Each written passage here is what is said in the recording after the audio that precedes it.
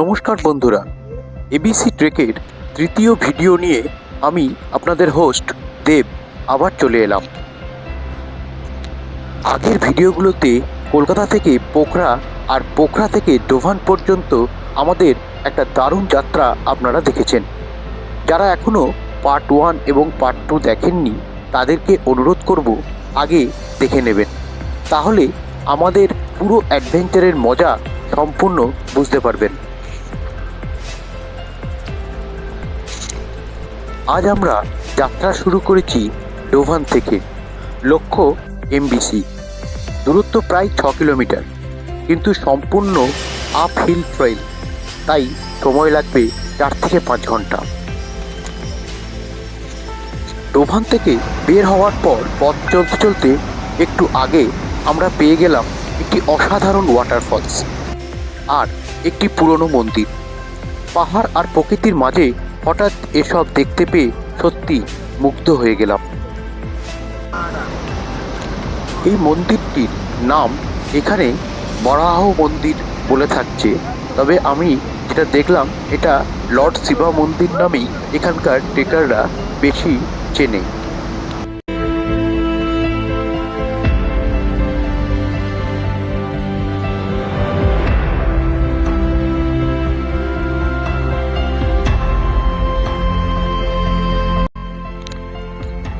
আজ আমরা এমবিসির দিকে যাচ্ছি।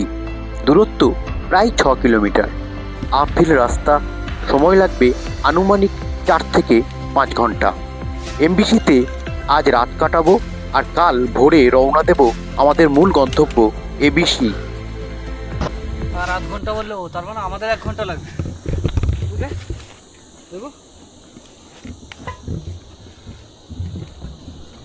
Adi, how is feeling? Feeling good. I'm okay. এই ধরনের মডারেট ট্রেকে এই কষ্টটা স্বাভাবিক, Nothing. তবে আমাদের লাগেজ একটু বেশি হয়ে গেছে, যার জন্য একটু না। এই যে আদি পুরো ঘেমে গেছে। গোপাল দাকে বললাম, গোপাল দা তুমি যেতে গেলে কি নিতে? বলে তোমার যা যা লাগবে নিয়ে নাও। দূর। তাহলে তুমি যেতে গেলে কি নিতে বলো? আমরা এবিসি ট্রেকে আছি। আজকে ডেট হচ্ছে 4/11/2025। বহুদিনের শখ এবিসি ট্রেক করব নেপালের অন্নপূর্ণা বেস ক্যাম্প। তো এখানে আমরা 3 জনা রয়েছি, আরও 3 জনার যে গ্রুপ আছে তারা এগিয়ে গেছে কিছুটা। আমরা যাচ্ছি, এগিয়ে আছি, ওরা পিছিয়ে আছে। হ্যাঁ, এখন বাজছে 4:40 বাজে। হয়তো নেপালে আরও 15 মিনিট এগিয়ে দিলে পরে যাওয়া হবে সেই। এখন ঠিক আছে দিবন্ধু, সব একদম একদম ফার্স্ট ক্লাস। class. এটাই অ্যাডভেঞ্চার। না না, কোনো এখানে অসুবিধা নেই। আপনারা নর্মাল ব্যাগ নিয়ে আসতে পারেন, কোনো চাপ নেই। আমরা এই ব্যাগ নিয়ে উঠছি। বিশাল লাগেজটা দেখুন, এই লাগেজ নিয়ে উঠছি, প্রচুর লাগেজ, এই যে হিউজ লাগেজ। চলুন আগে যাই। বিবেক, প্রচুর কষ্টের উপর দিয়ে আসছি। এবিসি ট্রেক একটা স্বপ্নের ট্রেক আমাদের, আর আমরা এটা করেই ছাড়বো। গতকাল আমরা ডোভানে ছিলাম। টি হাউসে খরচা পড়েছিল জনপ্রতি 1900 টাকা করে। খাওয়া দাওয়া বলতে গেলে অ্যাভারেজ, থাকার ব্যবস্থাও অ্যাভারেজই ছিল। তবে এই ধরনের রাস্তায়, এই ধরনের টি হাউসে খাওয়া থাকার ব্যবস্থাপনা এরকমই সাধারণত পাওয়া যায়। অন্নপূর্ণা বেস ক্যাম্পের ট্রেক, এই ট্রেকে সাধারণত নিচু থেকে শুরু করে উচ্চতায় উঠতে হয়, তাই 5 থেকে 7 ঘন্টা প্রতিদিনই প্রায় হাঁটা থেকে থাকে। ডোভানের পর থেকে সবথেকে অসুবিধার কারণ যেটা ছিল, প্রায় 80% রাস্তাই খাড়া সিঁড়ি, একেবারে আপহিল স্ট্রাগল। তার সঙ্গে যেহেতু আমরা ধীরে ধীরে হাই অল্টিটিউডের দিকে উঠছি, তাই একটা সিকনেস থেকেই থাকে। তবে সেক্ষেত্রে আমাদের খুব একটা অসুবিধা হয়নি, কারণ আমরা কোকা 30 কন্টিনিউ খেয়ে যাচ্ছিলাম। এতটা খারাপ পথ বেয়ে ওঠার পরে খিদে তো লাগবেই, তাই একটা ভালো খোলা জায়গা দেখে আমরা ব্যাগ নামিয়ে রান্না করতে শুরু করলাম। আর জল দাও তাহলে এমবিসি বলেছি মা দেওয়ালে আর এমবিসি মাঝে একটা থাকবে জল দাও আমি থেকে বল করো শুনলে স্কুলটা কই Collect those black sheep on your bags, okay? Yeah, sure. To keep all the belongings with us. How to live life हम लोग का बैंक बैलेंस जीरो रहेगा लेकिन घूमेंगे भाई खुश होना चाहिए आपके अंदर से बैंक भरे होने से क्या होता है हाँ बैंक बैलेंस लेके थोड़ी ना ऊपर जाएंगे आदमी के एक्सपीरियंस से साल ऊपर जाएगा अब एमबीसी जा रहे हो क्या तो जो एमबीसी चला गया आज हमने स्टार्ट किया था जीनो से जोवन एक दिन में जोवन से सोच रहे हैं आज एमबीसी पहुंचे हम लोग भी भवन से स्टार्ट किया एमबीसी जाएंगे सेम अच्छा आप अभी जा रहे हो ना मेरे आप उतर रहे हो नहीं जा रहे हम लोग उठ रहे हैं क्लाइंब कर रहे हैं कहाँ आज कहाँ एमबीसी एबीसी एमबीसी आज एमबीसी हम लोग एमबीसी चल करेंगे कल निकल जाएंगे চারিদিকে শুধু পাহাড় বরফ আর আমরা, তার মধ্যেই আমাদের রান্না বান্না চলছে। কিন্তু এটাই তো ট্রেকের আসল মজা, নিজেদের মতো করে থেমে যাওয়া, হাসি মজার মধ্যে রান্না করা আর সেই গরম খাবার একসাথে ভাগ করে খাওয়া।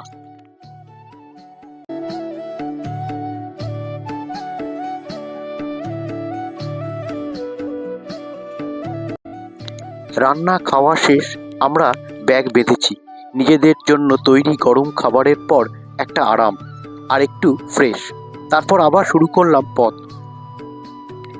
হঠাৎ দেখা মিলল এক অচেনা অপূর্ব সুন্দর জলপ্রপাত। পাহাড় থেকে জল নামছে সাদা ঝর্ণা হয়ে ফ্ল্যাশ করে বাইক, পাথরগুলো ফুটছে আর চারিপাশে সবুজ কাঠ আর বরফ শোভা মিশে পুরো দৃশ্য যেন স্বপ্নের মতো। কিছু ফটো, কিছু ভিডিও, সব মিলে মনে পড়বে এই দিনে এই ল্যান্ডস্কেপ।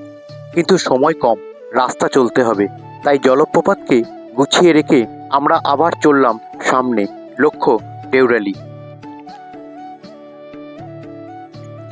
লক্ষ্যের দিকে যত এগোচ্ছি এই ল্যান্ডস্কেপটা যেন প্রতি সেকেন্ডে বদলে যাচ্ছে, কখনো ঘন সবুজ, কখনো খাড়া পাথর, আবার মিনিট খানেক পরেই বরফে মোড়া সাদা পৃথিবী। হয়তো এই পরিবর্তনের টানেই আমরা নিত্যদিনের জীবন, স্ট্রেস, রুটিন সব কিছু পেছনে ফেলে এতটা কষ্ট করে পাহাড়ের দিকে ছুটে আসি। দেখতে দেখতে আমরা এসে গেছি আমাদের দ্বিতীয় গন্তব্য হিমালয়াতে। এখানে একটু বিশ্রাম নিচ্ছি, কারণ এখনো এমবিসির রাস্তা অনেকটাই বাকি। উপরের দিকে ওঠা, তার উপর ঠান্ডা হাওয়া, অক্সিজেন কম, মাঝে মাঝে সত্যি খুব কষ্ট হচ্ছে। কিন্তু একটা কথাই বারবার মনে হচ্ছে, এই পাহাড়ের সৌন্দর্য এক সেকেন্ডেই সব কষ্ট ভুলিয়ে দেয়।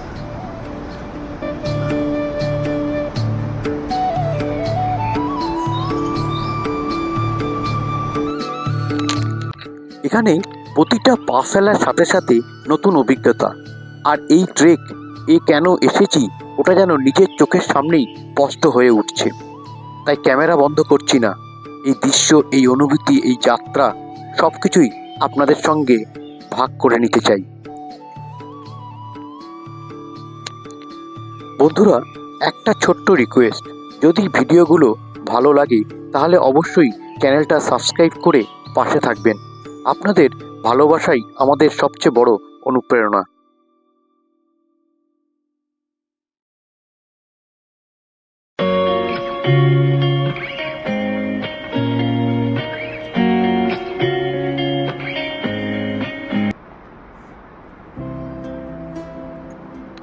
সন্ধে ঘনিয়ে আসছে আর এমবিসি এখনো অনেক দূর। পা চালানোর শক্তিও আর তেমন নেই। ঠান্ডা, ক্লান্তি, উচ্চতা সব মিলিয়ে একটা অদ্ভুত অনুভূতি কাজ করছে ভেতরে। এই হচ্ছে মৎস্যকুচের টেলটা, অ্যাকচুয়ালি ফিশ টেল যাকে বলে, একদম সামনে থেকে অসাধারণ ভিউ, অসাধারণ।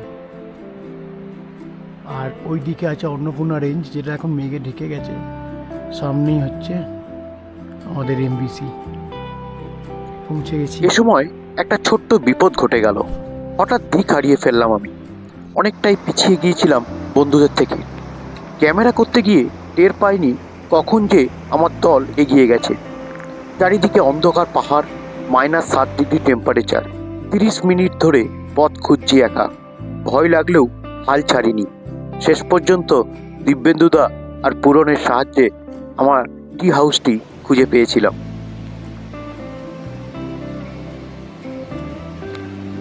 বন্ধুরা, এগুলোই হয়তো স্মৃতিতে আজীবন ঘর করে থাকবে। হিমালয়ের প্রতিটা কষ্ট, প্রতিটা মুহূর্ত সবই জীবনের এক অমূল্য অভিজ্ঞতা।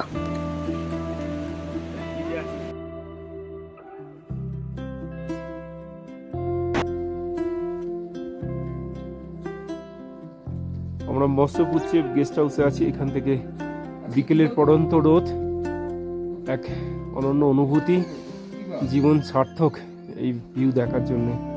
এত কষ্ট করে এত দূর থেকে তাই এসছি এই ভিউ দেখার জন্য। এটা হচ্ছে এমবিসি।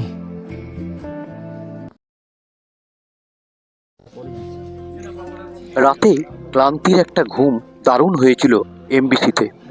ঠান্ডা প্রায় -8 থেকে 9 ডিগ্রি, কিন্তু এত ঠান্ডাতেও ঘুম ঠিকমতো এসেছিল। পরের দিন সকালটা ছিল একেবারেই বিশেষ। একটা দারুণ সকাল আমাদের অপেক্ষা করছিল। শীতল হাওয়া, পাহাড়ের সৌন্দর্য এবং নতুন অভিযানের জন্য উত্তেজনা।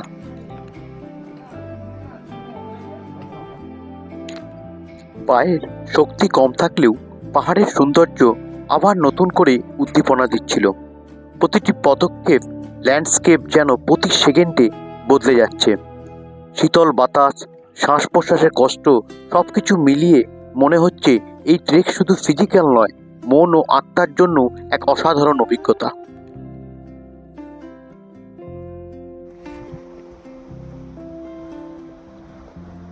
আমরা ধীরে ধীরে উপরে উঠছি।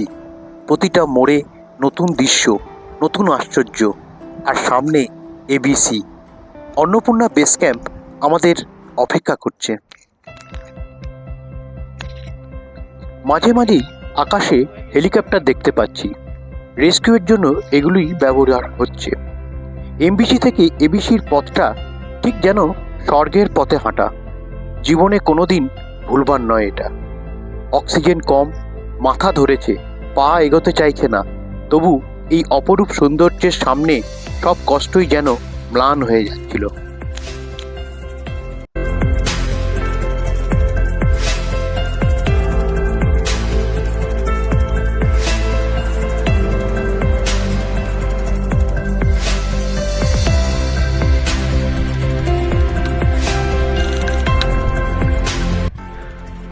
আর মাত্র আধ ঘন্টা হয়তো আছে বাকি।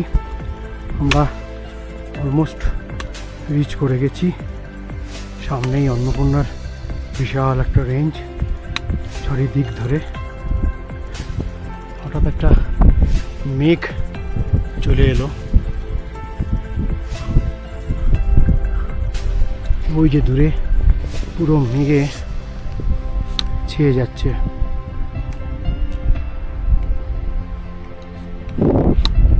বরফে ঢাকা পুরো এটা।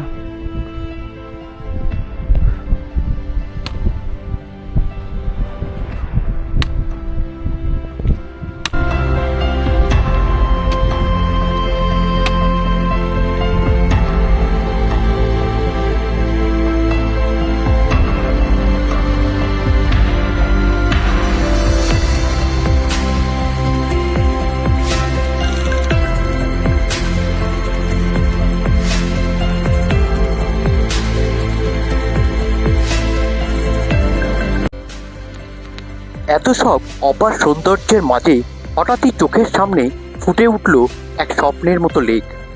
এক নিমিষে চারপাশের রূপ যেন দ্বিগুণ নয়, অনেক গুণ বেড়ে গেল। নীল সবুজ জলের উপর হিমালয়ের বরফ ঢাকা চূড়ার প্রতিবিম্ব দেখে মনে হলো প্রকৃতি নিজের হাতে এঁকে রেখেছে এখানকার শান্তি আর সৌন্দর্যের নিখুঁত প্রতিচ্ছবি।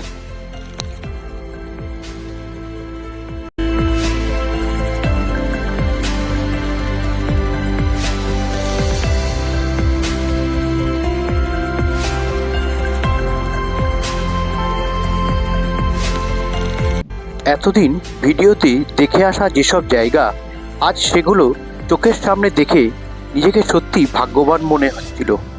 হ্যাঁ বন্ধুরা, এমন জায়গায় কিন্তু সবাই আসতে পারে না। যারা আসতে পারে তারা প্রকৃত অর্থেই ভাগ্যবান। এটা শুধু একটা ট্রেক নয়, এটা জীবনের একটা অর্জন।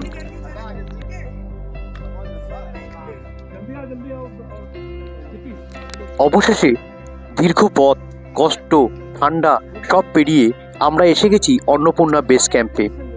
চোখের সামনে বিশাল বরফের প্রাচীর, 360 ডিগ্রি চারিদিকে বরফ ঢাকা চূড়া। এ যেন প্রকৃতির সবচেয়ে বড় বিস্ময়। হাওয়ার শব্দ, বরফের সাদা নীরবতা, মনে হচ্ছিল স্বপ্নের ভেতর দাঁড়িয়ে আছি।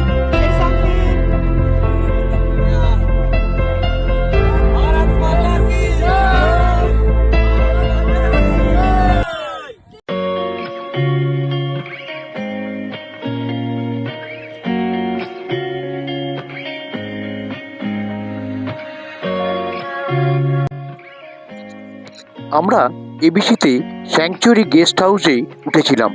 এটা আমরা আগে থেকেই বুক করে রেখেছিলাম। প্রতিজনের খরচ পড়েছিল 2500 টাকা করে। এই গেস্ট হাউসটাই এই এলাকার সবচেয়ে জনপ্রিয় গেস্ট হাউস, কারণ শান্তি, আরাম আর বেস ক্যাম্পের মাঝেই থাকার সুবিধা এখানে ছিল।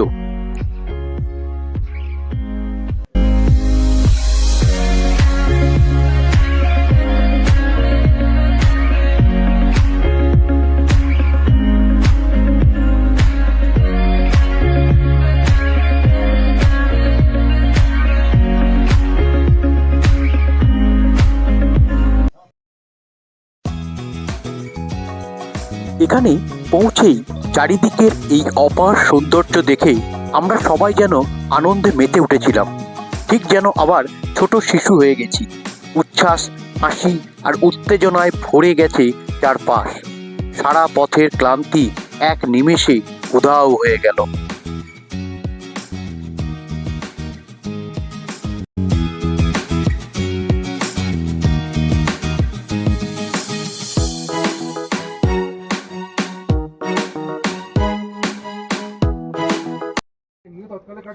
কপাল আমাদের একটু ভালোই ছিল। সেদিন ছিল পূর্ণিমা, আর সেই পূর্ণিমার চাঁদের আলোয় হিমালয়ের এই বিশাল রেঞ্জ হয়ে উঠেছিল অপূর্ব। সাদা বরফের গায়ে চাঁদের আলো পড়ে ঠিক যেন রূপোর আস্তরণ।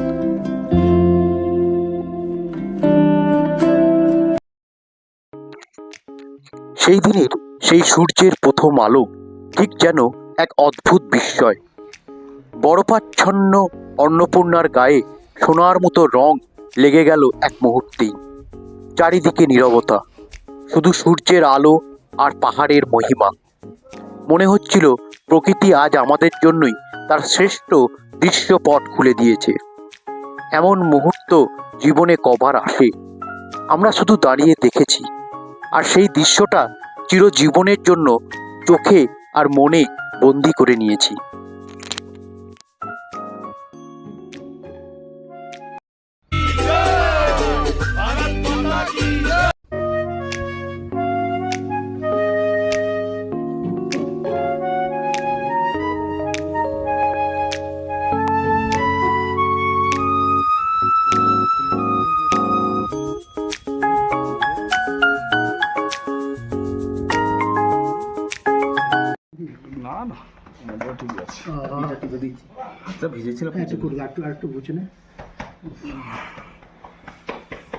বসে যাও, তিনজন করে বসে যাও, কোনো অসুবিধা নেই।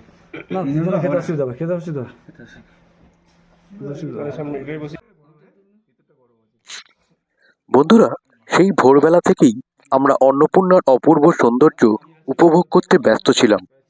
টি হাউসে পৌঁছানোর পর দেখি সবারই মাথা ধরে আছে, তাই আগে একটু গরম চা খেলাম, তারপর সাথে ব্রেকফাস্ট হয়ে গেল। আজ আমরা সকাল 8টা নাগাদ রওনা দেব। আমাদের গন্তব্য থাকবে বাম্বু, আর পরের দিন বাম্বু থেকে ফের পোখরা। তো বন্ধুরা, আজকের এই ভিডিও এখানেই শেষ করছি।